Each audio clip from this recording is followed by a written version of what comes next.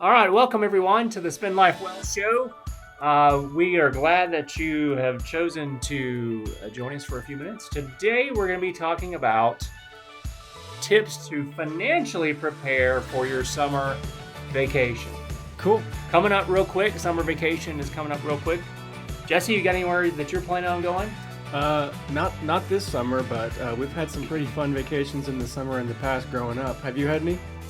Oh yeah, going to the mountains. That's my favorite place to go, and Okay. going up to Colorado, New Mexico, and different places like that. My kids would rather go to the beach. So Really?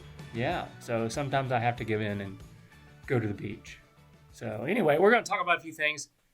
How do you prepare financially? Of course, this show is about applying biblical wisdom to your financial life, and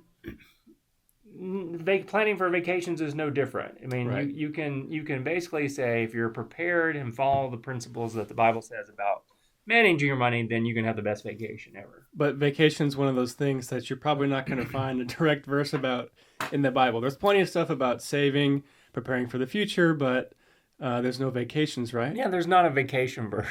Vacation is an American concept, or maybe something that's really come about in the last 100 years or so. So I think tip number one, we get into this, is really plan early. Right. Plan early and save your money and lower the cost potentially by planning early. Yes. So if you're thinking about going on a cruise, you want to start shopping for that cruise almost a year in advance. Okay. Wow. So that's something that's important to do, is research the places you want to go on those vacations. And we'll give you some sites here in a minute, places you can go to help for planning those vacations. But research the places that you want to go. You can also, Jesse, you can book your lodging well in advance. Okay. And sometimes when the hotels or places that you're wanting to stay are not full, they'll give you lower rates because the demand is not as high. Mm-hmm. Some airlines have those low fare calendars or comparable calendars you can pull up and see which weeks or which days would be a cheaper flight. That's always a good option, but sometimes it doesn't work out that nicely, right? You got to choose the flight you want. I mean, a lot of people don't realize that lodging, even airlines, the pricing's all based on demand. Right, supply and demand. And so even I used to, when I was first out of college, Jesse, I worked in a Holiday Inn. Now, it was a big Holiday Inn in Fort Collins, Colorado. It was a big Holiday Inn, but it was still, it had about 350 rooms. It's a pretty big hotel. Wow. But people, what was your job? I was the night auditor, so I was responsible for closing the books overnight after 11 when supposedly everyone checked in, but there's always somebody that had to come in at 2 a.m. Right. Maybe after the bars closed or whatever. I don't know. It was a college town. So, that was my job there. And oftentimes this is a true story. I had someone complain about the price of their room was more than their travel colleague's room was. And now this just happened to be an executive of a very large, prominent clothing retailer. Okay. You probably have some of their shirts or shorts or whatever. I don't even know if they're still in business, because I swore after this incident that I would never buy their brand again. And so the guy was complaining that he was paying $89 for his room. I'm making the numbers up. But his associate that he was traveling with, his room was $87. Okay. And so he was complaining about that. And the difference was had to do with when one person booked their room versus when another person booked their room. Mr. I'm So Important CEO waited to book his room a couple extra days, and the price had changed. Makes sense. Yeah. So he was upset that he was paying more for his room, the same type room, than his colleague who paid just a couple of dollars less, because his colleague made the reservation when there was less demand. You see all kinds of commercials for these companies that will provide you these services, but they do exist and you can get a cheaper price. Yeah, you can. And we'll give you some of those in just a moment. But so you want to plan ahead because you can save money for the future. Same thing with airlines. Right. Pricing is different. If you wait to the last minute. Now, my wife and I used to have this game when flying was fun and you didn't have to have all this airport security that you had to go through. It was a little bit more lax. This was really pre Gulf War #2, Okay. not even 9/11. Gulf War #2. Yeah, it was 9/11, but pre 9/11. And we often play little games like we're gonna pick a number, and whatever gate number that was, that's where we were going to go travel, getaway weekend. Wow. And a lot of times you could get fares super cheap. Now, if it was expensive, we weren't going to do it, so it kind of ruined the game. But every once in a while, we get a cheap fare. Okay. But if you wait to the last minute, odds are you're going to get a higher price. If for some reason that travel route that plane's empty, they'll start discounting those tickets and so forth. So you and I had traveled to Orlando, and we looked at prices for tickets for going out of Waco or Dallas to Orlando, but we found, and they were like $500 or $600. Yep. And then we figured out that that airline was now offering a direct route from Austin to Orlando, Which was convenient for us, and it was a brand new leg. So yeah. it was, And so the planes were empty, and so we got our tickets for maybe what was $100. yeah. Yeah. So you just never know, but you need to plan ahead to see how you can save money. So one thing that I think we need to talk about, and let's tell you what, let's give folks some of those travel planning websites, and some of them actually will give you suggestions on different sources Okay. to try to get discount. First one is the number one we're going to mention here is Kayak. Have you used Kayak before? Yes. Can you tell people about it? Well, I mean, they've got ads all over TV, but yeah, they can do hotels and airlines, and I think even some more things. They just have a lot of data that can help you save some money. And it's been a while since I've checked there, but they have a great service. Now I know these are all cool things, but I don't like using travel agents. Nothing against my travel agent friends. In fact, I know a listener of this show used to own a travel agency company. In Mhm. fact, his firm probably is one of these on this list here that he sold to. But I like to have complete control.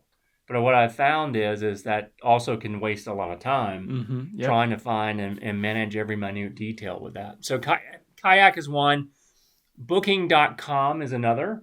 There's also Wanderlogs, United Vacations, Road Trippers, and Google Flights even, if you wanted to look at those. Google Flights actually works well usually. Okay. All right. So just a couple of examples there where you can try to go and plan your vacation, try to save a few bucks, and hopefully get the best deal for your vacation. But there's a lot of other expenses associated with a vacation too, right? Yeah. I'm thinking about our furry friends. Yeah, I love to take my pets on vacation, but oftentimes we don't stay at places that allow pets. Right. And And so- you'd be quite the crew traveling with all your dogs and your family. Yeah, I would. That would be too much of a carload full of pets and people. So we might want to kennel them at the vet or at a different type of kennel. So those Okay. costs are there. I can't remember exactly how much it is a day to kennel your pet there. My wife takes care of that stuff, but you want to research that beforehand so that you're not stuck with a surprise there. There's also things like, if you need someone to water your lawn, if you've been gone for a while during the summertime, different things like that. The tip number 2 is start saving early for that vacation. Right. A lot of people think that the vacation is an American right. And whether you have money or not, you're going to go on that vacation. I can't tell you the number of people that we've talked to, Jesse, that go on vacations and spend thousands and sometimes tens of thousands of dollars to take that dream vacation, of which they do not have that money saved up. Right. So they're using credit to do these? They're putting on credit, and so they'll pay it off later. And that's not a smart thing to do. If you know you want to take a vacation, you should make sure that you are preparing and setting aside funds for that vacation. Right. And you could even make it a fun process if you want. That's right. And so, sometimes I know people that will keep a jar on top of their fridge for vacation money. Yep. And it's fun to see that grow. Other folks will set aside in their savings account, earmark some money for those things. Also, pull up your banking app. A lot of the apps will provide savings subcategories on your accounts, and they'll say, "Here's my vacation goal," and you can set aside not moving money between accounts, but saving for a specific goal. That's right. So we know we need to save for a specific goal, which leads us to talk about we need to create a budget for that vacation, right? Mm-hmm. And you need to stick to it. I think oftentimes we just want to go and be whimsical and have a good time and spend whatever money we have. But the more that you set aside a plan for spending on that vacation, the more likely you're going to come back not owing any money. So what do you include in that budget? A lot of people forget that you have to eat. Right, you have to eat, and that can add up. We covered lodging and airfare. Could be childcare.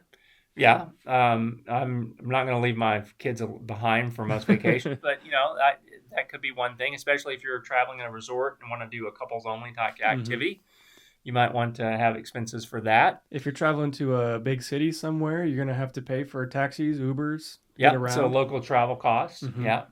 And then what about different types of activities? Yeah, that can add up depending on if you're going on an adventure vacation, you're going off on a rock climbing, or maybe you're just hanging out at the beach and there's less activity costs. So what about souvenirs? Because you always got to get the T-shirt that said that you were at the beach or wherever, right? Mm-hmm. And those Disney shirts are not cheap. No, they're not. So can we just recommend that you don't go to Disney? No, I'm just teasing. I know that's a big destination for a lot of people.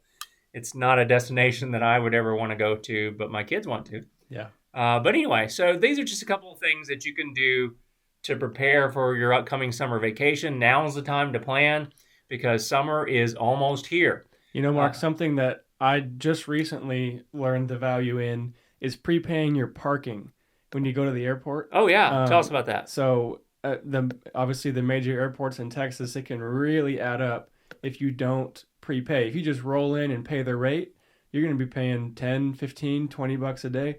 But if you schedule your trip online ahead of time, you're going to pay about a third the cost. Wow. Yeah. So some of these lots that are adjacent to the airport or whatever, it can really save you a lot of money. You can do those too, but let's just take Dallas-Fort Worth, for example. If you prepay to park on their site, it's way less, a half, maybe a third of the cost. Wow. That's a good tip right there, Jesse. So folks, we thank you for listening to our show today.